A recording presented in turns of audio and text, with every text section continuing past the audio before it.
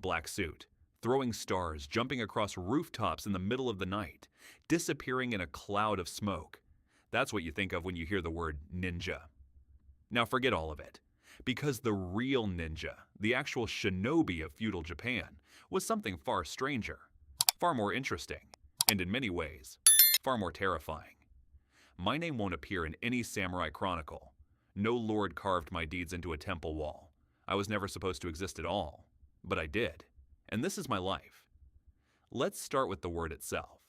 In Japan, they were called shinobi, not ninja. Ninja is actually the same characters read differently. Shinobi means to steal away or to endure. That tells you everything about what they actually did. They were not primarily assassins. They were not acrobatic warriors leaping between castle walls. They were spies, infiltrators, information gatherers. And here is the part that breaks everyone's brain. Most shinobi were farmers. They came from the mountainous Iga and Koga provinces of Japan, remote, rocky regions where the land was too poor to grow enough food. The people there developed a different kind of survival skill.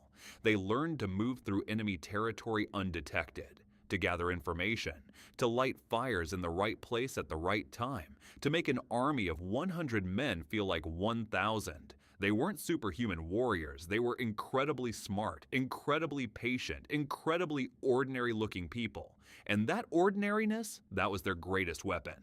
Your day started like every other farmer in Japan. Before sunrise, rice fields, mud between your toes. Because that was your cover, your real identity. The person everyone in your village knew you as. You had a family, a small plot of land, neighbors who borrowed your tools and complained about the weather. Nobody suspected anything. That was the entire point. But your nights and certain disappearing weeks belonged to something else entirely. From childhood you were trained, not in a dramatic mountain dojo with a mysterious sensei. At home, by your parents, who learned from their parents, who learned from theirs. Shinobi knowledge was family knowledge, passed down like a recipe, hidden in plain sight.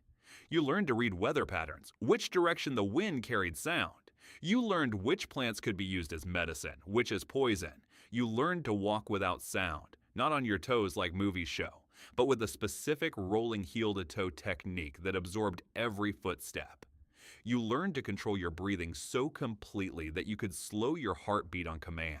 And you learned patience. Above everything else, patience. A shinobi might spend 3 months building trust in an enemy village before doing anything at all. Here is something the movies never tell you. Shinobi almost never wore black. Black stands out at night. A dark silhouette against a lighter sky or wall is extremely visible. Real infiltrators wore dark navy blue or dark red, colors that actually disappear in low light. But more importantly, they usually wore whatever everyone else was wearing. The greatest shinobi skill wasn't combat, it was becoming someone else entirely. There were 7 traditional disguises, called the shichihode, that shinobi used to move freely through enemy territory. A traveling monk. Monks moved freely everywhere. Nobody questioned them. A mountain priest and wandering yamabushi were feared and left alone. A traveling entertainer, juggler, musician, storyteller, a merchant carrying goods between towns, a regular farmer, the most invisible of all a Shinto priest, sacred, respected, rarely searched a craftsman, carpenter, metalworker, someone with a reason to be anywhere you would spend months practicing your disguise. Learning the prayers a real monk knew, learning the songs a real entertainer would sing, getting the calluses a real farmer would have on exactly the right fingers. Because the enemy wasn't looking for a ninja, they were looking for someone who didn't belong. Your entire job was to belong. So what did a real shinobi mission look like? Forget the assassination fantasy. The most common missions were intelligence gathering. A lord needed to know how many soldiers an enemy castle held, how much food, where the water supply was. You went in as a merchant, counted everything, came back. Arson. Burning an enemy supply depot or rice stores before a battle was worth more than killing 100 soldiers. Hungry armies don't fight. Psychological warfare. Making an enemy army believe they were surrounded when they weren't. Strange sounds at night. Fires in unexpected places. Rumors spread through markets. Sabotage. Poisoning a water supply. Weakening a castle gate. cutting a rope bridge at the right moment, and yes, occasionally assassination, but far less often than legend suggests, and almost never the dramatic face-to-face sword fight of movies. A shinobi assassination looked more like slipping something into food, starting a fire that caused chaos, an arrow from an impossible distance, something that looked like an accident. The best shinobi operation was one where nobody knew an operation had happened at all. There is a saying from the Bansenshukai, the great shinobi manual written in 1676. The shinobi who is discovered has already failed. Here's what makes historians incredibly excited. The shinobi wrote everything down.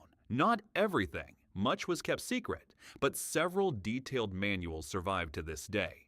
The most important is the Bansenshukai, written in 1676 by Fujibayashi Yasutake. It covers everything: philosophy, strategy, tools, poisons, timing, psychology, weather reading, disguise. It reads less like an action manual and more like a philosophy book combined with a chemistry textbook. There's also the Shoninki, written in 1681, which focuses heavily on the psychological and spiritual aspects of the shinobi life, and the Ninpiden, a shorter, older text with specific techniques.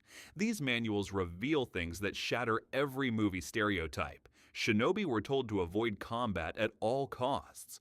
Fighting meant something had gone wrong. They were told to pray and meditate before missions, not for courage, but for clarity of mind. They were told that anger, excitement, and pride were their greatest enemies. Emotion got you caught. Emotion got you killed. The ideal shinobi state was described as mu, emptiness, a calm, observing mind that reacted to reality rather than assumptions. Less Jackie Chan, more Buddhist monk with very specialized chemistry knowledge. Okay, you want to hear about the cool stuff. Fair enough. The tools were real, just not quite what movies show. Shuriken. Yes, throwing stars existed, but they were rarely used as weapons, more often used as distractions, thrown to make noise in a different direction, or left covered in irritant powder to slow a pursuer. Kunai, the iconic knife. Originally a farming tool, a trowel for digging, repurposed as a climbing aid, a digging tool, and yes, occasionally a weapon. Smoke bombs, absolutely real, made from a mixture of charcoal, saltpeter, and various compounds. Used exactly as you'd expect. Create confusion, disappear. Metsubushi, blinding powder, a small eggshell filled with ground pepper, ash, metal filings, sometimes blinding chemicals, thrown in a pursuer's face. Not glamorous, extremely effective. Shinobi katana, the shinobi sword. Shorter than a samurai katana, designed for confined spaces. The scabbard was longer than the blade, the extra length used as a breathing tube underwater or a step to climb walls. Mizugumo, the famous water shoes, flat wooden platforms strapped to feet. Movies say they let shinobi walk on water.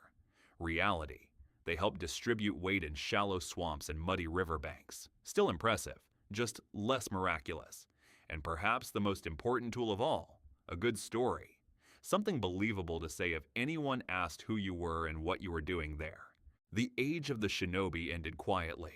Japan was unified under the Tokugawa shogunate in the early 1600s. Centuries of constant war between lords came to an end, and with peace came something the shinobi had never faced before: irrelevance. There were no more wars to spy in, no more supply routes to burn, no more castles to infiltrate.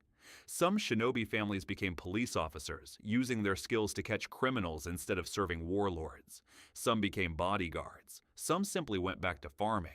And the legend grew in the silence they left behind. Stories were told. Stories were exaggerated. Stories were told about the exaggerations. Until somewhere between history and myth, the shinobi became the ninja of movies and comics and video games. Superhuman, magical, unstoppable. The real shinobi would have hated that, because the entire point was never to be noticed. A shinobi who became legend had failed the most fundamental rule of their art. The best ones, the truly great ones, you have never heard of them, and that was exactly how they wanted it.